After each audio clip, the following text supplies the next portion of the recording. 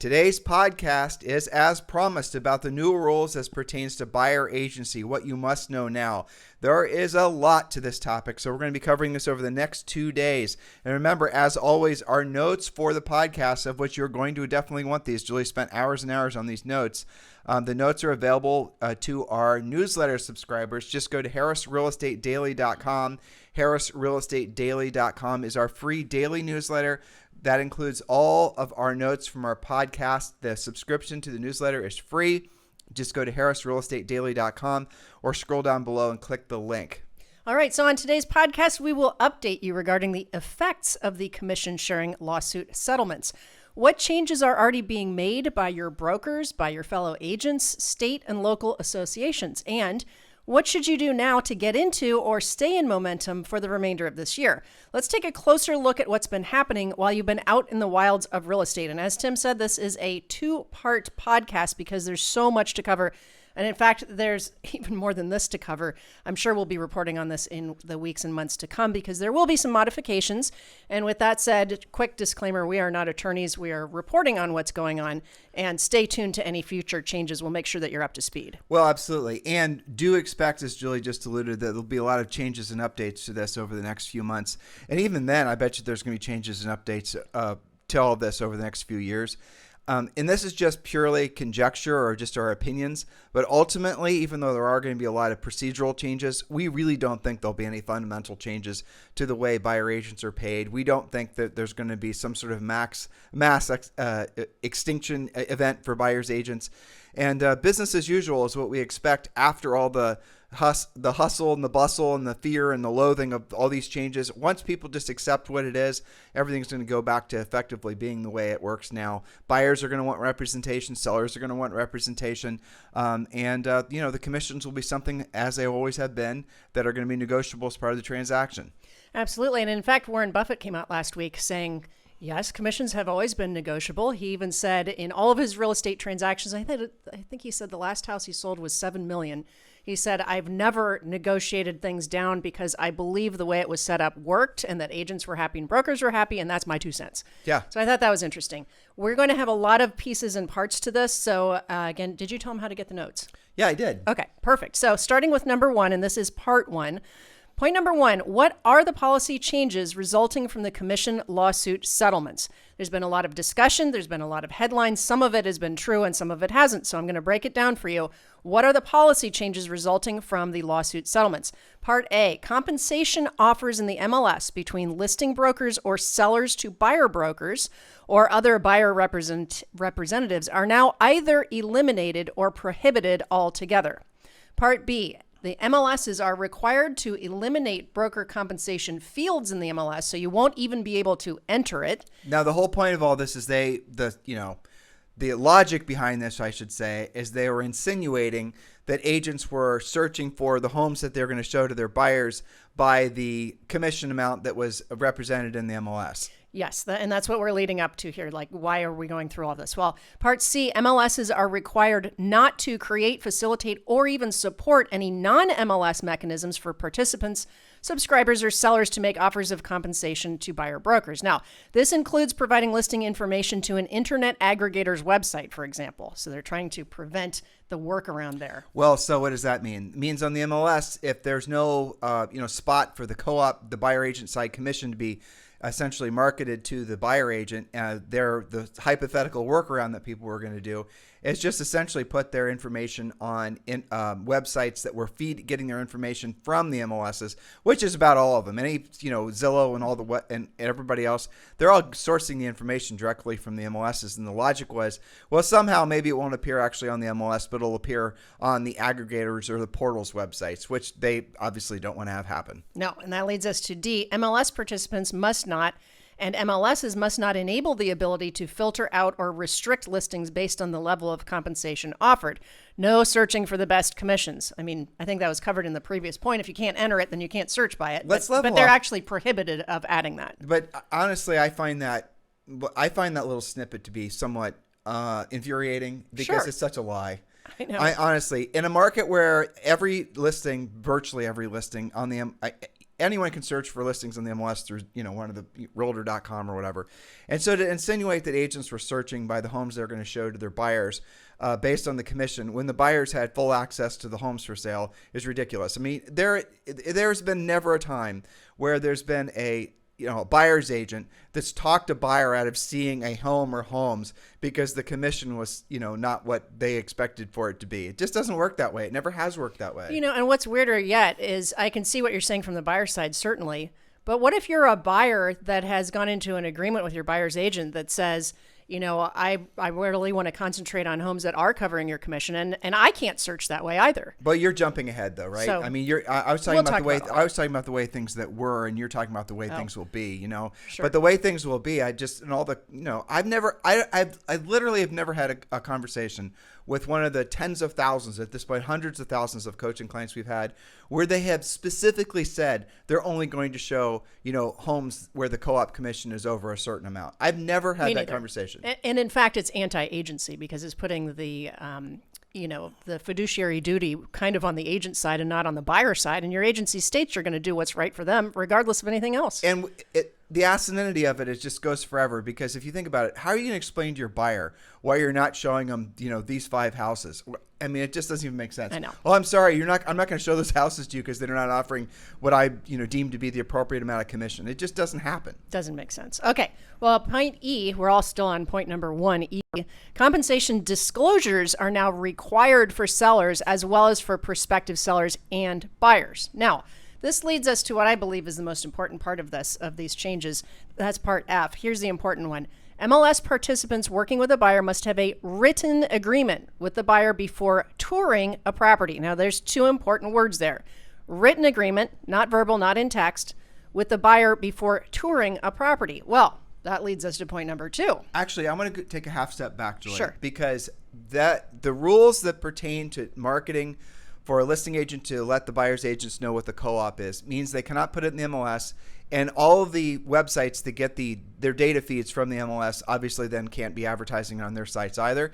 But that does not mean that the brokers can't have it on their websites as long as they're not essentially that information is just on a standalone website or an agent or a team. My understanding is there's nothing in these commission sharing lawsuit provisions that prevent a broker from letting the world know what the co-op is, or essentially a team, or, you guys get the point. Like even in-house, that kind of stuff. These rules limit the activity of the MLSs and the people that get the MLM information from the MLSs. If the broker has it, like eXp Realty, they have this, obviously a website that's going to have every listing of all the 100,000 agents that are in eXp from 24 different countries. And if they choose not to share that information with the MLS, or if it maybe doesn't, you guys get the point. That information is available to the public if the public goes directly to the eXp site directly.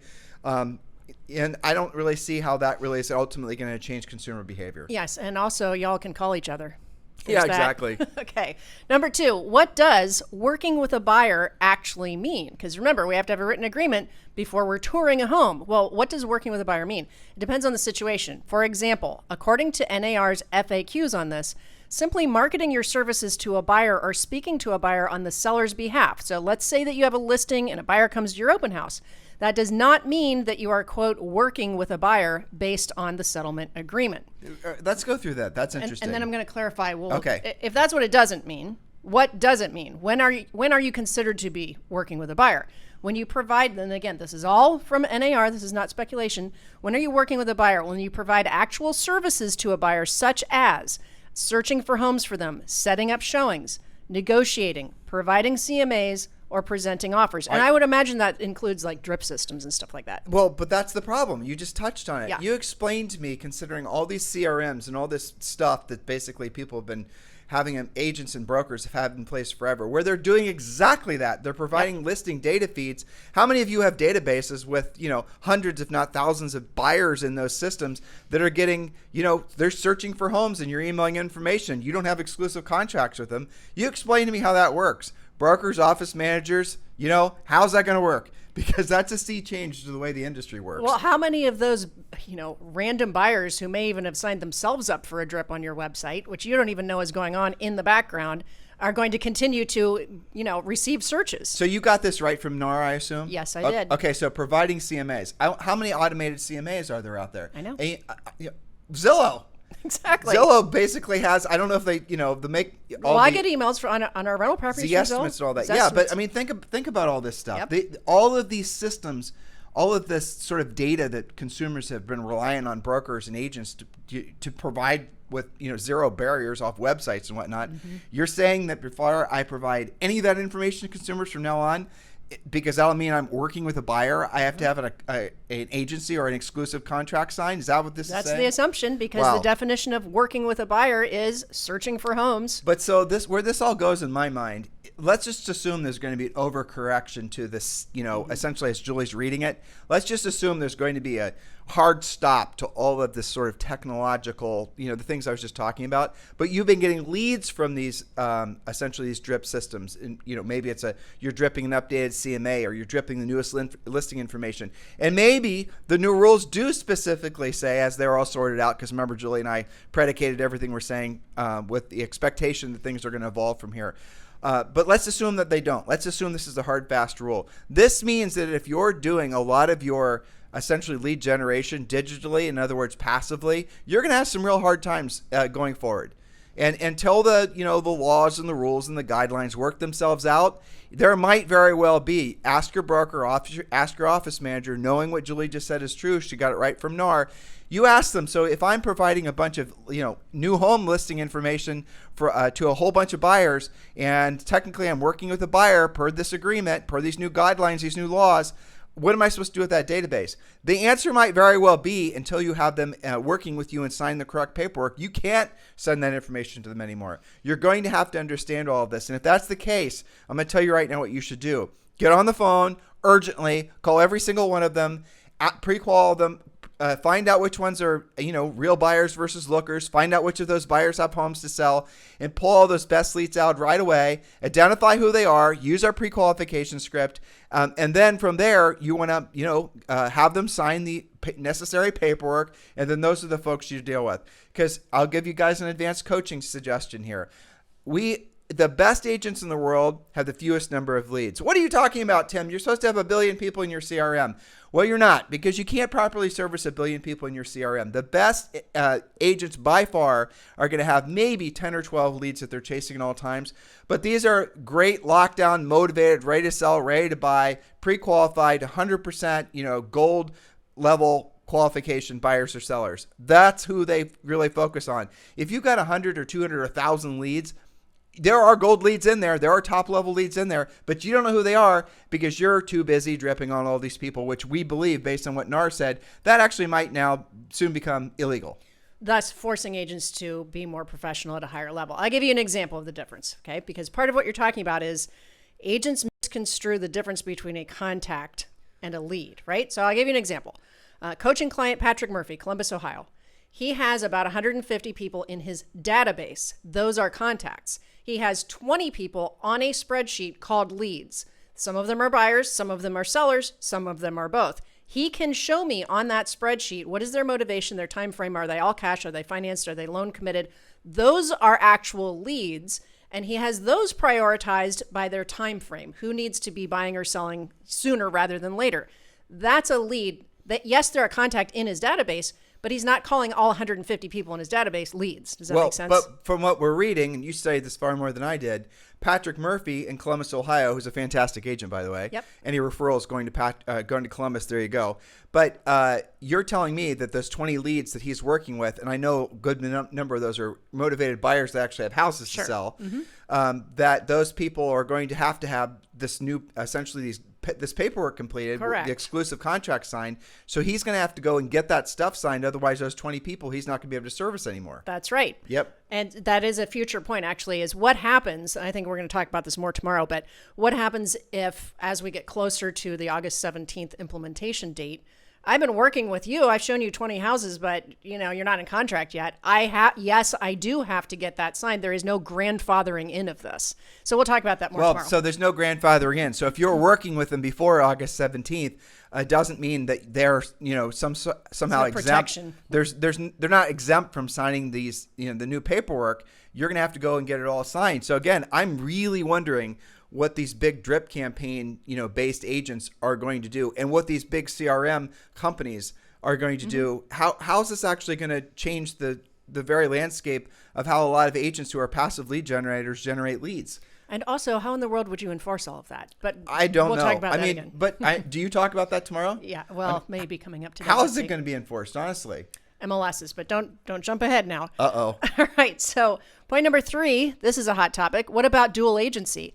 NAR has stated that, here's a quote right from NAR, agency is a matter of state law, including how the dual agency is defined, what disclosures are required, and if it's deemed lawful for consumers in that state. There's a great variance about how dual agency is handled.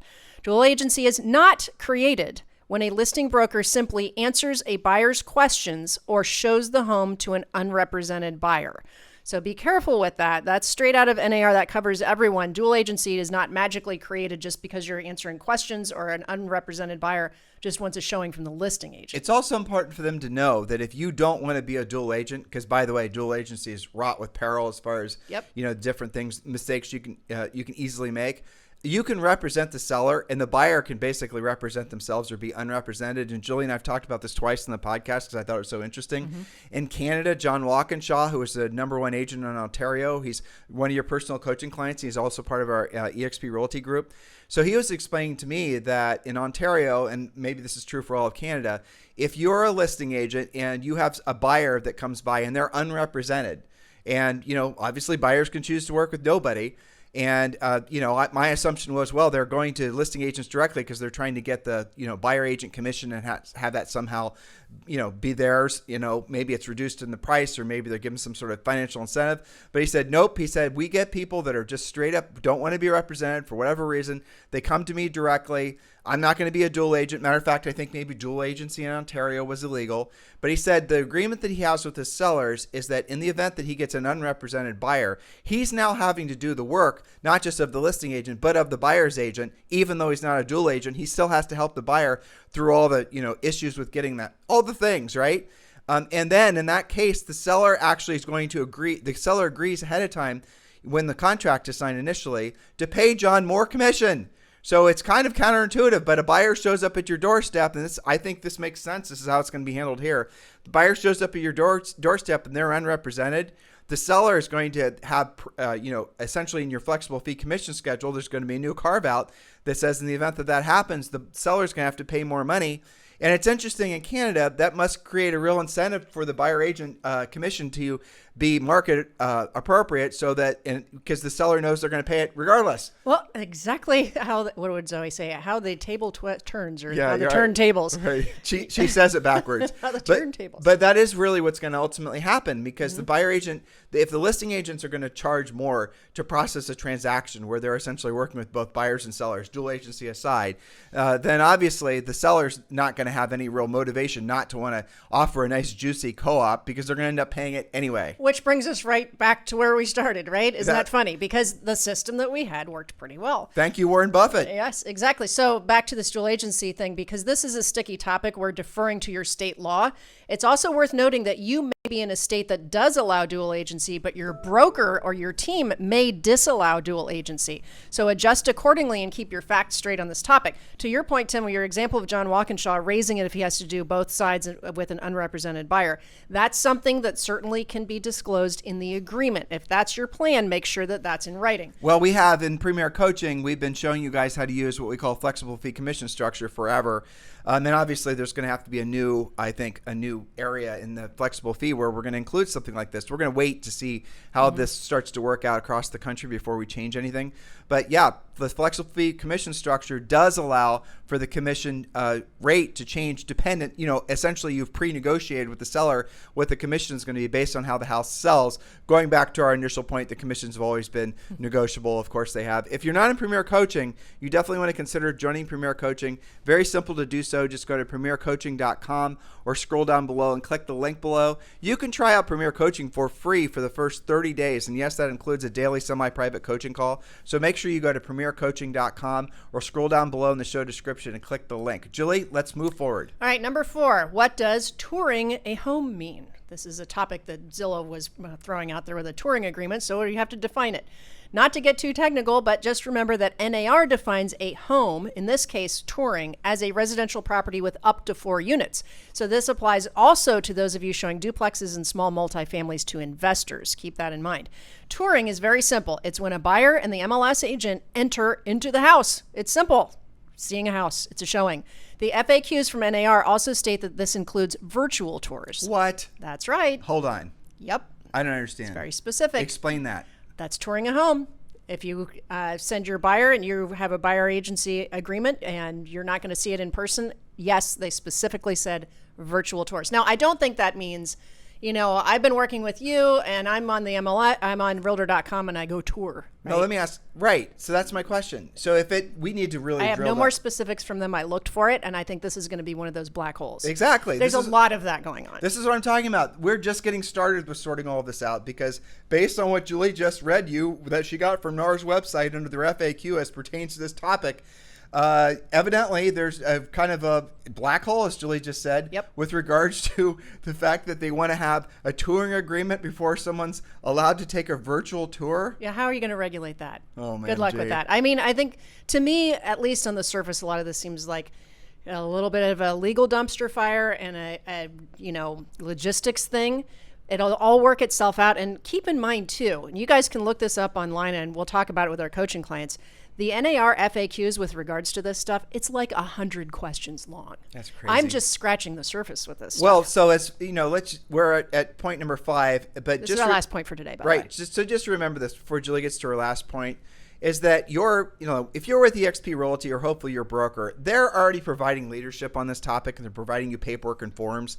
I mean, eXp came out with essentially an updated process for agents to use months ago, right? Basically, when Literally within 2 or 3 days after. Right. Yeah. They were already ready. So if your broker, if your office manager or whatever isn't really preparing you for the changes that are going to be mandated for everyone to actually follow as of August, just a few months from now, which is hard to believe, the reality of it is that you are going to be essentially operating, awry of the law. And that's dumb. So make sure that if you are a broker, an office manager, a team leader, you got to get this stuff caught up. And if you're with eXp Realty, as Julie and I have been for years, you definitely want to make sure you're using eXp's updated forms. They did a fantastic job, I think, taking a leadership position for the entire industry. And if you're not with eXp Realty and you're ready to have a massive broker upgrade, I'd love the opportunity to talk with you about that. You can text me directly at 512-758-0206, 512-758-0206, or guess what? Just scroll down below in the show description and click the link to join or to learn more about Julie and I's eXp Realty group and the reason why so many agents, thousands of agents, are joining with Julie and I every year. So Julie, let's get to point number 5. Yes, point number 5. Well, what about this requirement of a, quote, written agreement? Now, this is very interesting. This is something I didn't know before my research. Here's a myth. This is a myth, the requirement mandates an agency agreement. Well, according to NAR, that's not actually the case. It just has to be an agreement. MLS participants and buyers will still be able to enter into any type of professional relationship permitted by their state law. Here's the fact. NAR policy does not dictate any of the following. First, I think there's 4 points here. It does not dictate what type of relationship the professional has with the potential buyer. This could be agency, non-agency, sub-agency, transactional, or customer. And some states have other terms in addition to that, but those are the top ones. It does not dictate the term of the agreement. It could be a one-time touring agreement, a 1 day, 1 week, month, or a specific to a certain house agreement. It could even be just for a certain neighborhood or zip code. as well as for a certain amount of time. It does not dictate the services provided, things like how many showings, writing and presenting offers, transaction coordination, negotiation, etc. That's all things you have to put in your agreement. And it certainly does not dictate compensation. This can range anywhere from 0 to a flat fee to a percentage or even an hourly rate. Here's the most important thing. It was the second point you read. Or third. It was the second, this point with regards to the nature of the relationship. Yes. So I think you and I we did not have it factually correct a month or so ago when you were saying that they have to be forced into signing an exclusive buyer agency agreement. Correct. They just have to have an agreement. That's an important fact. Right. So an exclusive buyer agency agreement means that buyer, it's like an exclusive listing, right? Some states have open listings, but the gist of it is that, that buyer works with that seller or that buyer's agent. And if that buyer buys anything during the length of whatever the agreed amount of time is per the exclusive, then that buyer is going to owe that buyer's agent's broker, technically, a commission of whatever is dictated on the actual exclusive agency contract. Guys, get it? So what Julie discovered primarily, was there is no such requirement for an exclusive buyer's agency contract. It just has to be in an agreement. And EXP has sample agreements like that you guys should be using, but it really does make things a hell of a lot easier, to be honest with you. And I think that's going to allow you to basically operate with a much lower skill set, frankly, than trying to sell people into exclusives. You're still going to have things like, obviously, you're still going to want to, I have to fix this. That's okay. Okay. Well, so you might start out, let's say that I just met you in an open house and I don't know you very well. So I'm not, maybe it's not appropriate to ask for an exclusive just yet, but there's a house that I think is right for me. I'm dying to see it. You might start with a one-time showing agreement or a touring agreement, if you will. Then it might be, well, as it turns out, that house isn't for me. And now I'm going to have a buyer presentation and we're going to talk about maybe a little bit deeper relationship where I'm willing to sign up for 30 days. I only want you to look for me in a certain zip code, and that's fine. It also said, interestingly, that it doesn't limit the amount of agreements. So you could have a one-time showing agreement for what you want to see today. You could then have the buyer presentation and I'll sign the exclusive with you, but for only a week or only 30 days and only in this geographic area. And then you could have another agreement saying if you bought new construction, that it's going to be whatever the builder is paying. And we'll talk tomorrow about the fact that if my agreement with you, say I take the easy button, I'm going to be a flat fee buyer's agent. If my agreement says I'm only going to charge you $1,500 and what you buy has say a 3% commission compensation, I don't get to make that 3%. I make whatever you agreed to pay me. So I might have something carved out for, say, new construction where the commission is baked in. We could have 2 or 3 different agreements. That's allowable. Isn't that interesting? Crazy. Also massively confusing. Oh my gosh. Well, hopefully we're going to talk about this tomorrow, but I really want to know how all this is going to be policed. Oh, that'll be fun. We'll do that tomorrow. Look, the wild, wild west is, I want to see this house, or, so-and-so told me I should call you and let's meet over at Starbucks. You can show me 3 houses. And, is there going to be like some sort of like body cam that's going to follow that agent around? The MLS warden. I don't get it. I don't know how this actually is all going to transpire. Normally paperwork, obviously you're supposed to have all this, agency forms and whatnot signed ahead of time. But if you're just meeting an agent or meeting a buyer for the first time and there's the lack of formality in the industry is, I think, pretty much well known that a lot of times people are working with their friends and their family members and they're getting the form signed, but not necessarily upon their first meeting as they're required to by state. That's just the way it works. And I don't think, how's there going to be a behavioral change away from that? Well, I think it has the potential of having a negative change in behavior because now you're putting the listing agents, if you think about how all this really will have to be regulated, it's going to fall on the listing agents, even though it's also the broker and it's the MLS. It's the listing agent who's handling those appointments, right? So now I'm forced to decide if I'm going to allow you to bring your buyer, but you haven't sent me your agreement yet. And now your buyer is going to say, well, what are you talking about? How am I supposed to compete for this if I can't even see it? That's going to create all kinds of back and forth, agent to agent fighting over who gets to see what, and the order in which that, let's say that I've got 3 people that want to show it. Now I'm supposed to track who sent me the buyer agreement first. I mean, there's so many pitfalls to this. And all of this, remember, all of this was supposed to give greater transparency. I'm not sure that that's the case. I think it's actually pushing some of the transparency under the rug.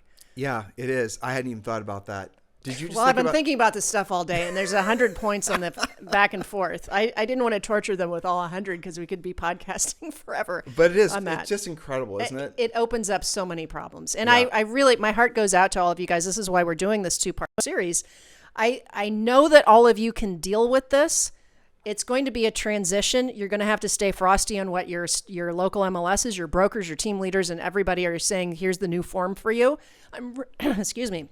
I'm really happy that you brought up what EXP is doing because they're so in front of it, because we're 90 days out, right? So if your current broker, and I'm hearing this from coaching clients, if your current broker is saying, well, we're going to wait and see, I don't know, watch the news with me. If you're hearing that 90 days out and you don't know how to change your agreements as we get closer to August 17th, you may have issue with your broker not leading you. And I'm sorry if there's some brokers that are listening right now and they're kind of freaking out a little bit. It's not too late if you are a broker or a team leader to get in front of this, but on August 17th, it will be too late. It will. And then who knows what, honestly. I know. So it's crazy. There you go. All right. So we're going to pick up tomorrow where we left off today with part 2.